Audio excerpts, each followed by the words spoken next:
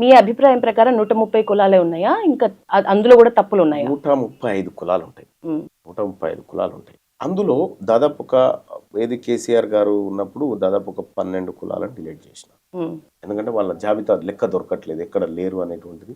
లేకపోతే వాళ్ళు ఇతర ప్రాంతాల్లో సెటిల్ అయినటువంటి విధంగా 12 డిలీట్ చేసినారు. సో 135 కులాలు ఇప్పుడు మనకు అందుబాటులో ఉన్నాయి. సో అందులో ఈ కులాల వారీగా లెక్కలు చేసినటువంటి పరిస్థితుల్లో మనం పన్నులైతే తల లెక్క పెట్టి వసూలు చేస్తా ఉన్నాం కదా, ఇంత ఆదాయం వస్తుంది. ఇప్పుడు బడ్జెట్ పెట్టేటప్పుడు ఇప్పుడు ఈ ఏడాది మనకు 2,91,00,00,000 రూపాయల ఆదాయం వస్తుందని చెప్పి పెట్టినప్పుడు ఈ లెక్క మీ దగ్గర ఉంటేనే కదా ఈ అంచనా వేయగలుగుతాం. మరి ఈ లెక్క మీ దగ్గర పెట్టుకొని మరి 3,70,00,000 మంది ఆదాయాన్ని మాత్రమే ఇప్పుడు లెక్క చేస్తే ఈ బడ్జెట్ ఇంత ఉండదు, తగ్గుతుంది కదా. తగ్గుతుంది కదా, ఎందుకంటే ప్రజల దగ్గర కొనుగోలు శక్తి లేనప్పుడు, కొనుగోలు చేసే ప్రజలే లేనప్పుడు నీకు ఆదాయం ఎక్కడ, ఇంకా రెవెన్యూకి ఎట్లా జమ అవుతుంది? సో కాబట్టి ఎక్కడ కూడా ఈ లెక్కలు మ్యాచ్ కావట్లేదు. ఇది ఒక తీర్మానం చెప్తుంది కాదు, బీసీ సమాజం అంతా కోడై కూస్తుంది. ఇవాళ ఏదో బీఆర్ఎస్ పార్టీ నాయకులు అంటున్నానో, భారతీయ జనతా పార్టీ నాయకులు అంటున్నానో కాదు, ఇది మొత్తం ప్రజలందరూ మూకుమ్మడిగా ఇది మాకు నచ్చలేదు అని చెప్పి చింపి అవతల పారేసినది. మీరు చింపినారు? నేనొక్కనే కాదు యశోద గారు, నేనొక్కనే కాదు. క్యాబినెట్ ఆమోదించింది, అసెంబ్లీ తీర్మానించింది. ఒక సోషల్ జస్టిస్ డేగా జనవరి 4ని సీఎం రేవంత్ ప్రకటించిండ్రు. మీరు మాత్రం మీ స్టూడియోలో చించి కాల్ చేసిన పరిస్థితి. ఎందుకు ఇంత స్టంట్ అవసరమా? అంటే ఒక విషయం చెప్తా, అసలు చింపడం అంటే ఒక ప్రభుత్వం తీసుకొచ్చినటువంటి నిర్ణయాన్ని వ్యతిరేకించేటువంటి హక్కు నాకు. నువ్వు కాంగ్రెస్ పార్టీ అయినా కాబట్టి కాంగ్రెస్ పార్టీ అయినా ఈ జనాలందరినీ సంపదామని నిర్ణయం తీసుకుంటూ దానికి నువ్వు మద్దతు ఇవ్వాలంటే అది కాదు. ఈ 60 లక్షల మంది ప్రజలు ఎక్కడ పోయారు? నేను ఆ వర్గాల నుంచి వచ్చినోడు కాబట్టి నేను ఖచ్చితంగా వర్గాల గురించి మాట్లాడాను. వాళ్ళు తీర్మానం చింపేసిందంటే 2013లో యూపీఏ గవర్నమెంట్ మన్మోహన్ సింగ్ గారు ఆర్డినెన్స్ తీసుకొస్తే రాహుల్ గాంధీ గారు మీడియా ముఖంగా చింప అవతల పారేశారు. Style follow అయినారా? స్టైల్ అంటలేదు నేను. ప్రజలకు అన్యాయం మంచి జరగాలనేటువంటి లక్ష్యం ఉంటే అది ఓ వ్యవస్థనా ఇంకో వ్యవస్థనా అనేటువంటి ఆలోచనలు ఎవరికి నాకు అల్టిమేట్ గా ప్రజలు, రాహుల్ గాంధీ గారు ఎట్లయితే ప్రజల గురించి ఆలోచించారో నేను అది ఆలోచించిన. ఉత్తమ రాహుల్ గాంధీ గారు పార్లమెంట్ లో మొన్న 3 రోజుల కింద గొంతు దించుకొని, ఓ బీసీ నాయకులారా ఏం చేస్తున్నారు మీరు, మీకు అన్యాయం జరుగుతుంది, మీరు 50% ఉన్నారు, మీరు మాట్లాడండి అని చెప్తా ఉన్నాడు. నేను అది ఫాలో అవుతున్నాను. ఇక్కడ తీర్మానం చించేసి చూస్తున్నారు కానీ 60 లక్షల జీవితాలను చింపేసిన, ఆధార్ కార్డులు చింపేసిన లెక్క అడగరా ఈ మీడియా? అడగాలి కదా. ఎటు పోయినారు ఈ బిడ్డలంతా?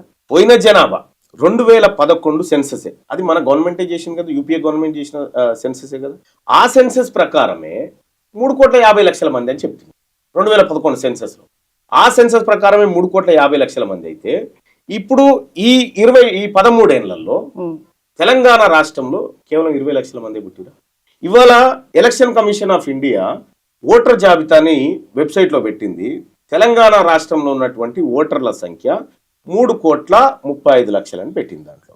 అంటే అదొకటి ప్రభుత్వ వెబ్సైట్. రెండోది మన ప్రభుత్వ వెబ్సైట్ లోనే schooleducation.orgలో తెలంగాణ రాష్ట్రంలో ప్రస్తుతం 1 నుంచి 10వ తరగతి వరకు చదువుతున్నటువంటి పిల్లలు 58 లక్షల మంది ఉన్నారని పెట్టింది అందులో మన సైట్ లోనే. ఇంకోవైపు మన హెల్త్ డిపార్ట్మెంట్ కి సంబంధించిన దాంట్లో తెలంగాణ రాష్ట్రంలో 0 నుంచి 6 సంవత్సరాల మధ్య వయసు ఉన్నటువంటి పిల్లలు 20 లక్షల మంది ఉన్నారని పెట్టింది. మరి దీన్ని ఎట్లా బిలీవ్ చేయాలి మేము? అంటే దీని ద్వారా ఏం జరిగిందంటే కులగణన మాటున అప్పర్ కాస్ట్ ఉన్నటువంటి ఆ 6-7% ఏదైతే ఉందో వాళ్ళని 15% చూపించి ఈడబ్ల్యూఎస్ ను రక్షించుకోవాలనేది వాళ్ళ కుట్ర. దీని వెనకాల జరిగినటువంటి కుట్ర. మా నాయకుడు రాహుల్ గాంధీ గారి ఆలోచన ఏంది? జితనే ఇచ్చేదారి ఉత్తినే బాగేదారి అంటున్నాడు. కానీ ఇక్కడ ఏం జరిగింది? తక్కువ ఉన్నటువంటి వాళ్ళు ఎక్కువ చూపించి ఎక్కువ మొత్తంలో కొట్టుకుపోయే కార్యక్రమం. మా రాహుల్ గాంధీ గారి ఆశయాలకి ఇదంతా విరుద్ధం కదా. కాబట్టి నేను మీకు అధికారం ఇచ్చి ఈడబ్ల్యూఎస్ మీ చేతిలో పెడితే ఏం చేస్తారు? తెల్లారి రద్దు చేసి పారేస్తా. తెల్లారే ఉంచను కూడా ఉంచదాన్ని. మీరు రాహుల్ గాంధీ మాటని పట్టుకొని రాహుల్ గాంధీ మాట ప్రకారం నడుచుకుంటున్నా అని చెప్తూనే రేవంత్ రెడ్డిని మన సీఎంని తీవ్ర స్థాయిలో విమర్శలు చేస్తున్నారు. అందులో కూడా ఒక ప్రధాన రెడ్డి వర్గాన్ని తీవ్రంగా ఘాటు విమర్శలు చేస్తూ ప్రస్తుత కాలంలో మీ కామెంట్స్ అన్ని వీళ్ళ చుట్టే ఉంటున్నాయి. ఎందుకు మీకు రెడ్డిలంటే ఇంత కోపం? ఒకటి యశోద గారు, నేను ముఖ్యమంత్రి గారిని ఎప్పుడు కూడా కామెంట్ చేయలేదు. తీవ్ర స్థాయిలో విరుచుకుపడ్డాడు మళ్ళీ అని చెప్తాను. ఒకటి చూపించండి నేను ముఖ్యమంత్రి గారిని ఇటీవల కాలంలో అన్న డైరెక్ట్ కేసీఆర్ సమగ్ర కుటుంబ సర్వే బెస్ట్ రేవంత్ రెడ్డి ఇప్పుడు చేసిన ఇది నేను వర్స్ట్ కింద రేవంత్ మాట్లాడినారు. రెడ్డి చేసిన సర్వే అని చెప్పలేదు. సరే, ప్రభుత్వం ఎవరిది? ప్రభుత్వంలో అధికారులు ఉంటారు. ఆ అధికారులు కొంతమంది ఇతర వ్యక్తులు చేసిన కుట్ర అని చెప్పి. ఓకే, డైరెక్ట్ చెప్పండి, ఏ అధికారులు? ఏ అధికారులు ఇప్పుడు ఎవరు చేస్తారు సర్వే? ఇప్పుడు మీరు, నేను, ముఖ్యమంత్రి గారు, నేను ఎమ్మెల్సీలో పోయి రాసుకురాం కదా, దానికి వ్యవస్థ ఉంటది కదా. సర్వే చేసిన వాళ్ళే మీ దగ్గరకు వచ్చి చెప్తున్నారు అన్నారు కదా మీరు. అవును, వాళ్ళే చెప్తా ఉన్నారు. అంటే ఈ సర్వే తప్పు అనేది ముఖ్యమంత్రి గారికి కూడా తెలుసు. మరి ఇప్పుడు ఎవరిని కమెంట్ చేస్తున్నారు మీరు? దాన్ని ప్రోత్సహించినటువంటి కొంతమంది వెనకాల ఉన్న వ్యక్తులు ఉన్నారు చూసినావా, వాళ్ళు చేసిన కుట్ర. ఖుద్దు నాతోటే చెప్పిన ముఖ్యమంత్రి గారు, మళ్ళీ నా దీన్ని పకడ్బందీగా చేసి దేశానికి ఆదర్శంగా చూపెట్టాలంటే నేను చెప్పిన అన్న దీని ఒక పండుగ వాతావరణంలో నిర్వహిద్దామన్న. ఎందుకంటే 90 సంవత్సరాల తర్వాత వీళ్ళని లెక్క పెడుతున్నప్పుడు ఒక భారీ స్థాయిలో ఉండాలని చెప్పి మేము మాట్లాడుకున్నటువంటి మాట. దాంట్లోకి ఎప్పుడైతే జానారెడ్డి గారి ఇన్వాల్వ్మెంట్ ఎంటర్ అయిందో కథం స్మాష్ అయింది. మేము అప్పటి నుంచే డౌట్ పడతా ఉన్నాం ఈ అంశంలో.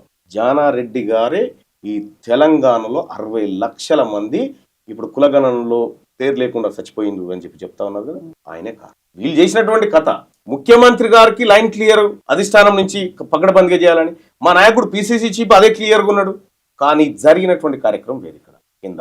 ఇది ఎవరికి అల్టిమేట్ గా చెడ్డ పేరు వచ్చింది? రాహుల్ గాంధీ గారికి వచ్చింది కదా. ఇది కాంగ్రెస్ పార్టీకి బీసీలకు ఉన్నటువంటి బంధాన్ని దూరం చేయడమే కదా. మరి ఇటువంటి కుట్ర పనినటువంటి వ్యక్తుల మీద కఠినంగా చర్యలు తీసుకోవాలి కదా.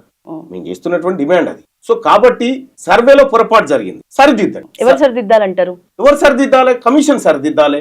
గవర్నమెంట్ మళ్ళీ ఇప్పుడు ఒక విషయము, మా ఇంటికి పోతే కుక్కలను వదిలిపెట్టిరు అని చెప్పి చెప్తా ఉన్నాను. అదొక కారణమేనా? ఒక మాట. ఇప్పుడు మీ పక్కింటోళ్ళు ఏమిటోలో మీకు తెలియదా? మిమ్మల్ని అడిగితే చెప్పరా? ఆడ కూర్చొని రాసుకొని పోవచ్చు వట్టిగానే.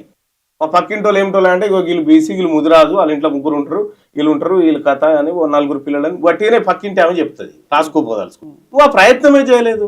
కులగణన సర్వేలో ఉన్న డీటెయిల్స్ కరెక్ట్ గా బయటికి రావడానికి చేస్తున్న రచ్చ కంటే ఎక్కువ మీరు రెడ్డిల మీద పడుతున్న రచ్చే ఎక్కువ హైలైట్ అవుతుంది.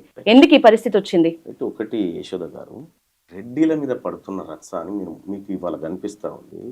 70 సంవత్సరాల నుంచి స్వతంత్రం వచ్చినప్పటి నుంచి మా పేద వర్గాల రక్తం తాగిరు చూసినావా, మా పేద వర్గాల భూములు లాక్కున్నారు చూసినావా, మా పేద వర్గాల ఆస్తులు, మా పేద వర్గాల ఉద్యోగాలు గుంజుకపోయి చూసినావా. ఆ రోజు 70 సంవత్సరాలు వాళ్ళు మా మీద పడి, అందరు కాదు కొందరు, అందులో పేదవాళ్ళు ఉన్నారు, అందరు కాదు కొందరు, మా రక్తం తాగుతున్నప్పుడు ఈ మీడియా ఈ వర్గాల రక్తం ఎందుకు తాగుతున్నారని ఏ రోజన్నా ఈ మీడియా మా ప్రజల గురించి ఆలోచించింది? ఇవాళ తీన్మార్మల్లన్న మాట్లాడితే ఎస్ మా సంపద లూటీ అయితే ఉంది, 6.98% ఉన్న వాళ్ళు 10% రిజర్వేషన్ ఎట్లా పొందుతారు అని అడగడం తప్ప. రిజర్వేషన్ గురించి మాట్లాడినారు కదా, 60% పైగా ఉన్న బీసీ వర్గాలు 10-15% ఉన్న రెడ్డిల పాలనలోనే ఉన్నాయి. మీరు అన్నట్లు ఏళ్ల తరబడి, తరాల తరబడి రెడ్డిలంతా లేరు. తెలంగాణ రాష్ట్రంలో రెడ్డిల జనాభా సమగ్ర కుటుంబ సర్వే లెక్కల ప్రకారం 2.44. వెలమల జనాభా 0.4%. అయితే ఇంకా ఈజీ అవుతుంది క్వశ్చన్. జస్ట్ అంత పర్సెంట్ ఉన్న వాళ్ళు వీళ్ళ ఓట్లతోని ఆ ఐక్యత, ఆ లీడర్షిప్ ఇక్కడ ఉంటే ఈ పరిస్థితి ఎందుకు వచ్చేది? అది సాధ్యం ఎట్లా అవుతుంది?